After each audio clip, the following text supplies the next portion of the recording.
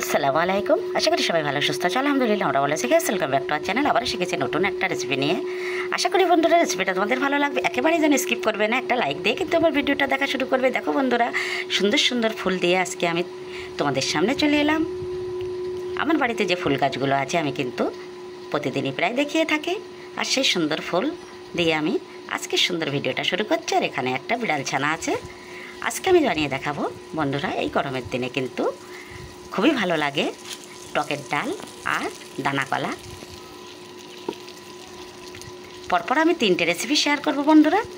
হয়তো সবটা তোমাদের দেখাতে পারবো না। এখন আমি একটু লবণ জলে হলুদ দিয়ে কচু ভাপিয়ে নিচ্ছি। এটা আমাদের বাড়ির মান কচু। কোথা থেকে তুলেছি বন্ধুরা সেটা তোমাদের দেখানো হয়নি। আর এই সাইডে আমি কিছু মাছ ভেজে নিচ্ছি। আজকে আমি বানিয়ে দেখাবো মান কচু দিয়ে এই রুই মাছের একটু ঝোল ঝোল তরকারি। খুবই টেস্টি এই রেসিপিটা, ভীষণই আমার পছন্দের। কিন্তু ওই যে গাল চুলকায়, এজন্য তো একেবারেই রান্না করা হয় না। আজকে ভাবলাম ফাইনালি একেবারে নতুন কচু, তাহলে রান্নাটা করে নিই। এখন আমি ওটা ভাপিয়ে নিয়ে মানকচুটা ভাপিয়ে নিয়ে হাঁড়ি বসিয়ে দিলাম উনানে। হাঁড়ির মধ্যে আমি তেল দিয়ে দিলাম। তেলটা দিয়ে আমি কিন্তু এখন পেঁয়াজ কুচিগুলো দিয়ে দিচ্ছি। এখন দিয়ে দিচ্ছি আমি কিছু পাকা লঙ্কা, আর দিয়ে দেবো একটু বাটা মশলা।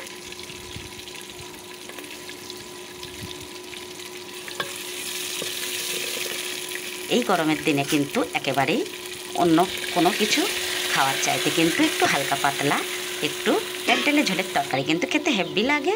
আর গরমে তো কিছু একদম খাওয়াই যাচ্ছে না, ভীষণই তাপ পড়ছে। একেবারে 40 ডিগ্রি বা 43, কোনো দিন 41।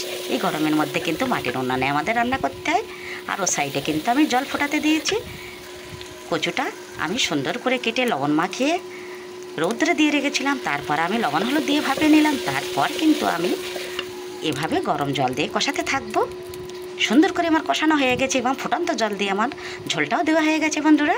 এখন আমি রুই মাছের পিসগুলো দিয়ে দিচ্ছি। পেটি আর এই পিসগুলো দিয়ে রান্না করেছিলাম, যদিও আমি ভয়েস ওভারটা পরে দিচ্ছি। এই জন্য বন্ধু তোমাদের বলছি, খেতে কিন্তু অসাধারণ হয়েছিল, একটুও গাল চুলকায়নি।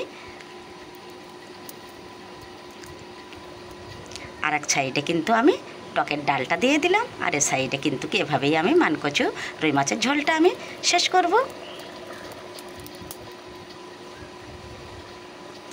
ভীষণই সুন্দর একটা রান্না।